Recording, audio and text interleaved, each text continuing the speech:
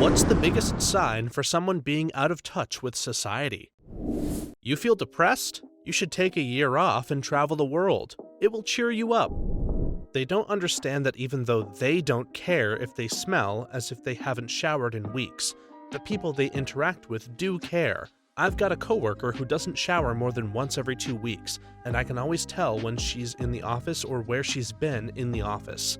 No one says anything. In the interest of not coming back to a maxed out inbox every hour or so, we don't have an HR department because it's such a small business, and I don't think I could bring myself to tell her myself, no matter how passive-aggressively. Oh god, that must be horrible. Fortunately, she works on the next floor down, but one of the things my boss said when I started 2 years ago was, "Coworker doesn't have a sense of smell, so heads up." She does have a sense of smell because she talks about how much she loves the smell of coffee all the time.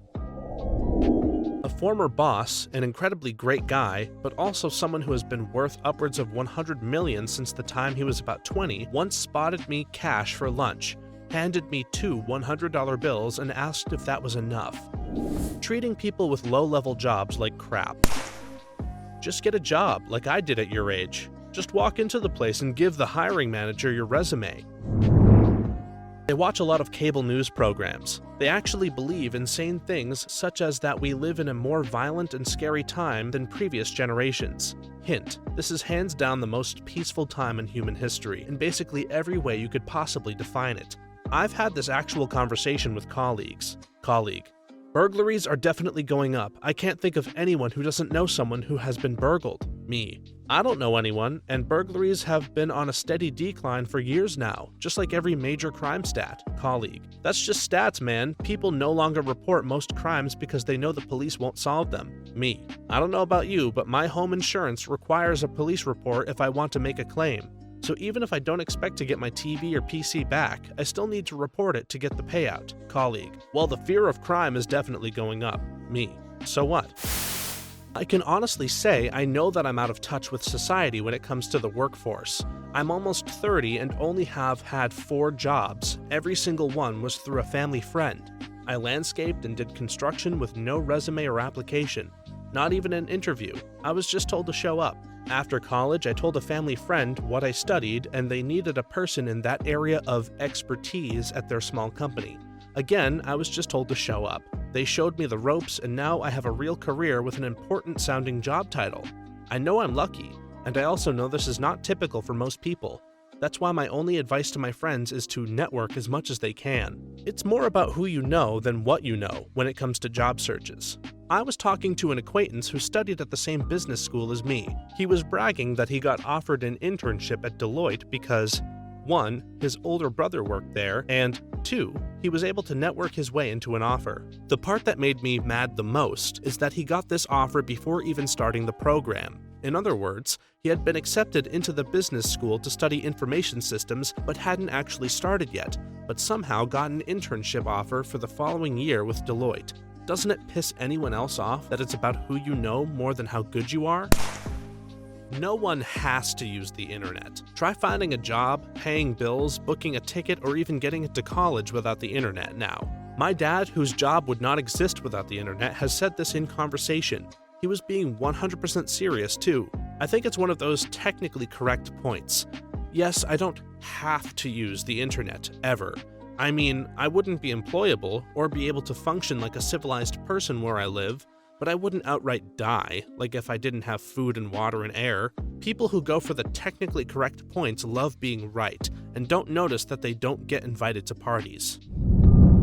I was at a small conference in 2014, and one of the organizers was basically a real-life Ned Flanders, middle-aged but very boring and vanilla. Might have actually thought babies were delivered by storks, not midwives. At one point, he asked if everyone could write their email numbers on a piece of paper being passed around. Email numbers. In 2014. Best thing I ever heard. I had a consultant tell me we needed to focus on non-tech solutions. Like this whole tech craze was just going to blow over. We're a tech company. People who I know make 40 grand a year and have multiple kids, yet insist that they are middle class. Yes, you may have been raised middle class, and yes, you have a degree. But no, making 40 grand as a single parent with multiple kids means that you are probably 1 or 2 missed paychecks away from ruin. It's not to denigrate those people, There's nothing wrong with them, they just have been told that they are in a better position than they are, and probably want to believe that they are. This is why the poor seemingly vote against their own interests in some cases. People don't believe they're poor. I think the problem is that there is a stigma around being part of the working poor, so people don't want to get lumped in with the people that they think don't try as hard. When the reality is that being in that financial situation really tells you more about the state of our economy and job market. Complaining about how young people aren't independent enough and need to move out on their own sooner and get less help from their parents. These people act like ties to family and community resources are ruining young people. This view is out of touch with the large portion of the world's population in which young people don't leave their family's home until they are ready to be married and join a new family home. I'm the parent in this scenario, and it's been a real trip. When I was young, I did all those things. You're supposed to do college, grad school, married, buy a house, have kids, etc. And it worked out, mostly because it was a totally different era. My kids came from an age during the worst recession since the 1930s, and around the time I divorced their father, and he basically washed their hands of them, and it's been hard as hell on them. It's also hard for me to know how much to help them. It infuriates me when I hear people my age going on about millennials this and millennials that. Millennials didn't ruin the housing market and make Lehman Brothers fail and start expensive wars in the Middle East. Or when people go off about how the adults of today don't know how to do anything because they got all trophies just for participating. Who the hell do you think gave them the trophies? You don't have a job? You're not trying hard enough. Hit the pavement and hand out resumes, buddy. Oh, get a job? Just get a job? Why don't I strap on my job helmet and squeeze down into a job cannon and fire off into jobland where jobs grow in jobbies? A young 20-year-old once said to me, also 20, why don't you just have your parents pay for it? He wasn't trying to be a jerk, he genuinely thought everyone's parents would just buy them a $350 ski lift season pass. My small-town Canadian high school had a group of Nigerian students who were mostly from very wealthy families. One of the boys asked my friend to go to a party with him, and she declined because she had to work.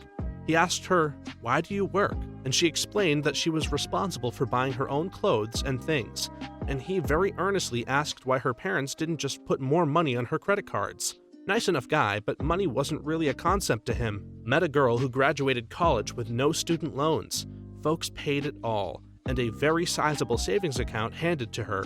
But we were discussing nepotism, and I tried to explain to her that some wealthy people who got that way and were kind of handed a silver spoon, even though they worked hard, they were still privileged. My point was that we are all privileged, just to different extents. She would not and perhaps could not agree that she was privileged at all. Apparently everyone can have a brand new car, 2 jet skis, a speedboat, and 100 pairs of shoes at 25 years old if they just worked harder. My father is 80 years old, but he has been a pariah his whole life, although it's slightly more excusable now that he's elderly. He has spent his whole life alienating himself, even from his own children, and then blaming everyone but himself. And the reasons he comes up with are insane. You didn't want to be an engineer? You must be lazy and bad at math. Your brother married into a wealthy Jewish family? Guess I better become anti-Semitic. Do you have a tattoo? What a fad. And his whole life has been like that. He invents reasons why people don't like him, such as his old boss not liking him because he didn't like people who grew up on the farm. As a result, in his old age, he is single and rarely sees his kids and grandkids. We recently started planning a birthday celebration for him, which he promptly took over all of the planning for. It's going to be a disaster. Sounds like his parents criticized him right out of reality. Could be.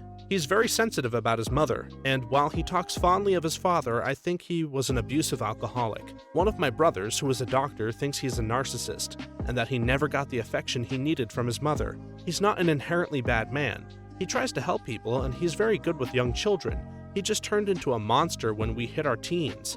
Thankfully, Mom got us out of there, but my 3 older half-siblings were not so lucky. When they look at someone who works their ass off and see that they don't have a nice car or a house or anything and say, that person should have tried harder.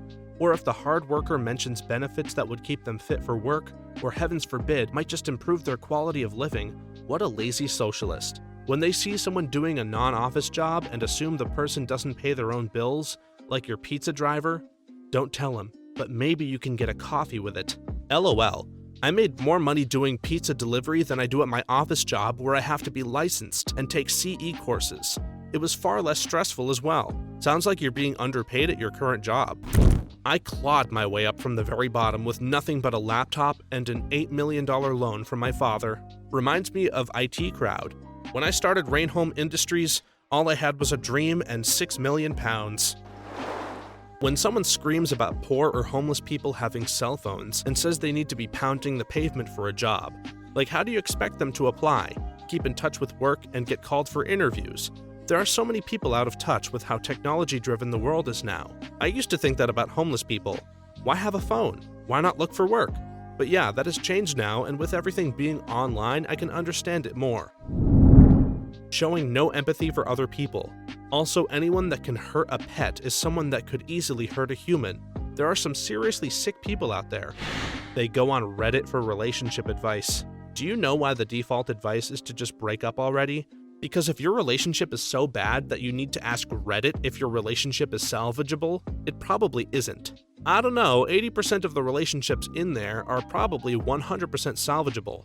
If they would just communicate with their partner. The number of people who simply never articulate a problem to their partner and break up is astronomical. The reason I don't have friends is because everyone knows I'm smarter than them and they're just jealous. Socially awkwardness does not equal intelligence. Too many people think it does. Here's one I experienced a few days ago. When faced with the issue of how Walmart doesn't pay their employees a living wage, this guy tells me, the thing is, they have the choice to work there or not. If they don't like working there, they can always go find a different job. I said to him, I don't know if that's true. I think for a lot of small towns, Walmart may be one of the biggest employers in their town. There might not be other job openings for things that they can do. They can work in a factory. I've always been able to find jobs when I didn't like one. And you have a good back with 2 working legs. No major injuries, no criminal record, no severe learning disability.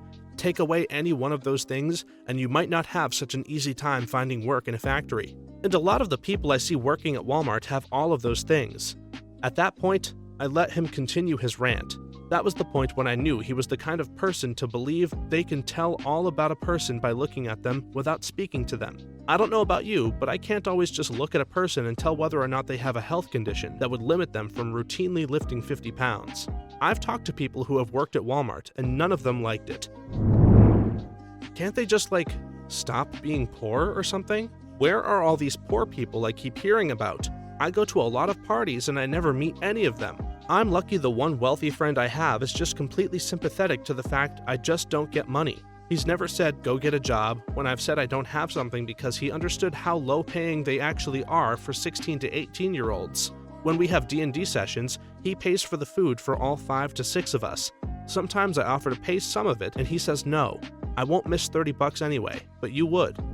If they start loudly and confidently making statements about politically divisive topics in a room of people looking for affirmative support without having accurately discerned their general stance on the subject, receiving a class on new transgender protection/policies in the workplace, in a room full of people who largely lean left on social issues, probably not the place to openly question the validity of the basis for someone identifying as transgender, or the need to have a policy for treating them appropriately at work.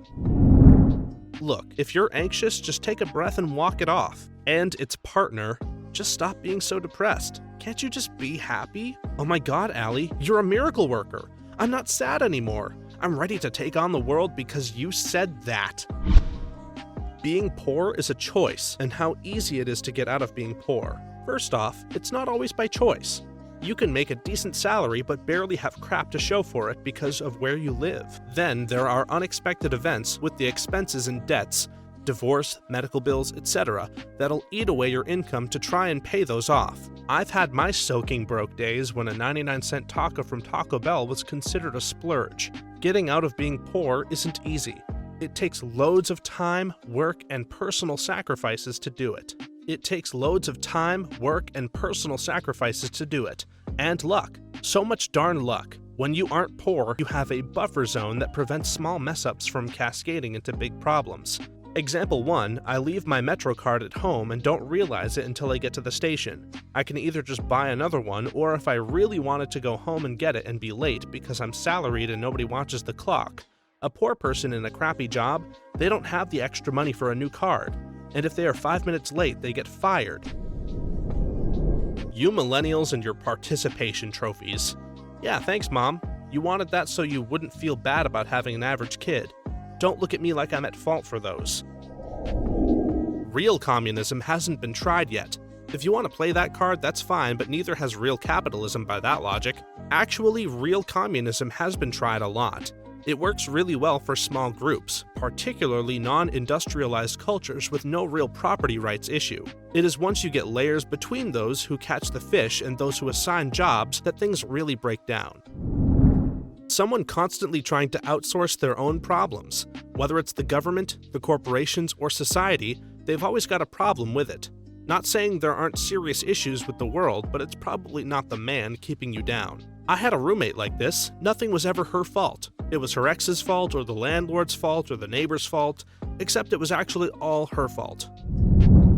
Wealth. This isn't meant as a declaration of class warfare or anything, but the wealthy are often insulated from many of the day-to-day activities and problems that make the common man what he is. The ever-present needs of a roof over your head, food on the table, good education for your children, reliable transportation, medical care, etc. These are struggles that are so fundamental for the low and middle class that most of their lives are spent attending to them. This also isn't to say that the wealthy don't work hard, or that they don't have struggles of their own. It's just that they're not the same. If I'm in the top 5% of income, there is very little chance, even in a crisis, of my family going hungry, becoming homeless, or not being able to access good health care.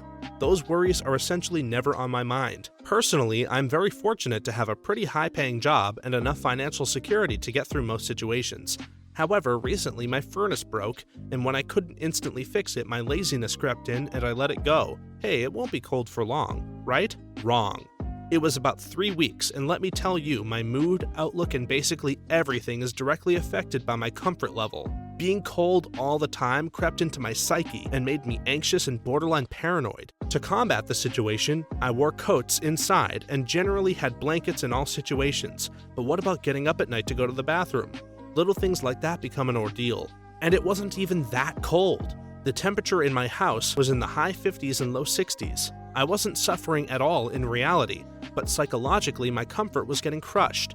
My life was noticeably worse, over basically nothing. Eventually I buckled down and fixed the furnace. The temperature was up to where I keep it normally, about 68, in a few minutes. I could feel my anxiety and dread melt away as I sat on my couch and heard the furnace pumping heat. It is amazing how the mind and body subconsciously prod you when needs are not being met to their satisfaction. Basic needs are powerful. Car salespeople paying attention only to the mail if a couple goes in looking for a car, or asking if a woman's husband or father is okay with her trading in their vehicle, or steering a chick away from trucks and towards sedans. Women buy cars on their own, and being sexist is a good way to lose a sale. I've had so much fun with this when I was married many years ago. She could fix any car, identify any car by its taillights, and negotiate like a boss. When we'd go in to get a car, I'd take all the test drives and look at the cool cars while she would do the research on the vehicles and compare prices pre-internet. The look on the face of the salesperson after spending half a day with me, and she wants to negotiate a completely different car sale. Well, that look was priceless. They've just been released from maximum security prison. That reminds me of Brooks from The Shawshank Redemption. I can't believe how fast things move on the outside. I saw an automobile once when I was a kid, but now they're everywhere. The world got itself in a big damn hurry. My grandma complains about Aboriginal people being lazy and that they're all uneducated because they didn't finish high school. My grandma didn't finish high school, and neither did one of her children. Living in a dilapidated mobile home but have a brand new car and a 75-inch big screen TV. While I agree, I wonder if it's really a matter of opinion regarding what's important to the individual. I worked with a guy whose house was infested with rats and ants. The foundation wasn't sound. There was a noticeable dip in the floor on the second level, and his landlord didn't care. He had all of the latest video game consoles and accessories, a 4K TV, expensive aftermarket radios, and speakers for his car, which had bald tires and the dash perpetually lit up. Now, if it were me, I would have spent the money he spent on games and electronics on finding a better house and fixing up my car. And while that seems like the responsible thing to do, at the end of the day, he's perfectly content with a crappy house and a rundown car. He bought the things he wanted, so he's happy. Is he right? I guess it depends. I want to say he isn't, but if he's happy, who gives a crap? I have a 50-inch 4K TV. It costs $300. It's not exactly the mega luxury it once was. My taxes just go to the obese person eating at a McDonald's with health issues. From the guy who doesn't work, pays no taxes, married to a woman who does work, pays all the taxes, and conveniently forgets that taxes go to a whole slew of important things. But don't worry, see, he doesn't need health insurance because he has homeopathy. We won't need to worry about that one much longer. Thinking that, as a kid, getting your maids and servants to be customers at your lemonade stand because you set it up in your dad's big, gaudy tower is making the best of a bad situation. When everyone else is wrong, no matter what the subject or topic is, and they are always right. I was traveling in India and ran across another pair of Americans and decided to spend the day touring the city. After a while, it became apparent that the guy was a bit of an ass. Eventually, after we passed a beggar, he said to me, "It's amazing how you treat everyone with respect." I said, "What? You're nice to everyone." Apparently, just saying sorry and nodding was enough to gain some amazement from this guy. In the US, I call everyone sir, even homeless men, or ma'am for women. Anyways, lo and behold, about an hour later, some boy comes up to us near the train station and begs, mentioning hand to mouth, hand to mouth. Many of these are part of a cultural group that in the West may or may not be homeless, but what they are not is 1. Wealthy, 2. Healthy, and 3. Educated. I nod and walk past, engaging just attaches them to you for a few blocks. My fine new American friend begins a lecture about how they should go to school. They are 8 and 10 years old maybe. As expected, the boy begins to follow. About a minute later, the American begins to scream at the boy at the top of his lungs. "Go to school! Go to school! Go to school!" Me and my wife just noped out of there as fast as we could. What the hell, man? Wherever you are, what the hell was that? I'm not very tech savvy. It's been 35 years since the introduction of personal computers. The Apple IIe was built 3 years before I was born, and they've only gotten more affordable since then. I'm not very tech savvy is the secret code for I am not willing to use my time to learn about computers, and I'm going to get angry if you make me try to learn, or if I don't immediately understand. This is just all going to be about rich people, isn't it? Probably, although I can give an alternate version, people who are too lazy to hold down a job and blame it on corporate greed. It's not the man's fault that you got fired from Old Navy. It's your fault for being on your phone 24/7 and getting pissy at actually having to work. Taxes are theft. Nope, they are not. They are flawed, but we don't have anything to replace them either. No one wants to pay more taxes, so I'm always open to actual solutions. None have arrived so far when asked. Only, it will work, trust me, after the usual road/military/charity debate. People who eschew pop culture and then play AAA video games. I was looking for work and my dad told me about a job that you need a lot of experience for. I told him I had no experience and he said that wouldn't stop me. Yeah, but it would, Dad. My mom just shared this story with me. She was sitting at a picnic table outside of a dormitory at the University of South Alabama when a dude came up to her and asked if she wanted to talk about religion. He asked if she believed in Jesus, and she said no. He said, "What if I told you all the fossils were fake?" My mom noped out of there fast. Back in my day, why do young people? I hate this generation. What's the deal with these insert new technology? Need a job? You just need to go out and pound the pavement like I did. Kids these days are on their phones too much, and it's making them antisocial. Actually, I'm catching up with my friends who are halfway around the world, thanks. Also, people who still send Christmas cards, especially to people they haven't seen in 20 years. Hey, I like Christmas cards. It's an awesome way to have minimal contact with old friends and distant relatives without them falling off the radar entirely. No cell phone tends to be a pretty good indicator. If the only way to get a hold of you is at your house, you're about 20 years behind the rest of society, technologically speaking. They think Reddit is an accurate picture of society. People think that racism or racial discrimination doesn't exist anymore. The internet is changing the way we live, work, and play. As a 27-year-old, how is that incorrect or out of touch? Is it considered dated because it already has happened? I don't get your point. I met a homeschooling family who didn't allow their kids to know about any crises, violence, or attack in America. The 17-year-old had never heard about the 9/11 terrorist attack. Posting this on my alt because the guy knows my main Reddit account. A guy I know legitimately asked if it was socially acceptable to have his anime figures prominently visible during a job interview over Skype. I was giving a tour of a locomotive repair facility and ran into a mechanic who had grease on his hands and overalls. One of my tour attendees, a woman in her 60s, said, "I could never do that job. I hate getting dirty. I hate sweating too. Whenever I go to the gym, I walk on the treadmill until I start sweating and then I stop and go home." Saw a man with a pager the other day. Someone trying to attack from the lower ground. Their names generally are prefixed by Senator. People not knowing the prices of things, especially groceries, often indicate they are rich and order food a lot, or have people make their food rather than making it themselves. I knew someone who thought cooking a pasta meal for a group of people would cost $15 a head. Dated a UCLA medical student who asked me what ISIS was. This was in 2015. She had never even heard of the term before. She's now going to be an ophthalmology resident at the #1 ranked ophthalmology program in the country. Writing checks at the grocery store. People who don't believe in climate change. Thanks for watching until the end. If you have something to share, please do so in the comments below. But remember to be respectful. Then be sure to like this video, subscribe, and hit the notification bell so that you know when our next video is available. For more videos just like this one, right now, please stop by our channel. Thanks again, and see you next time.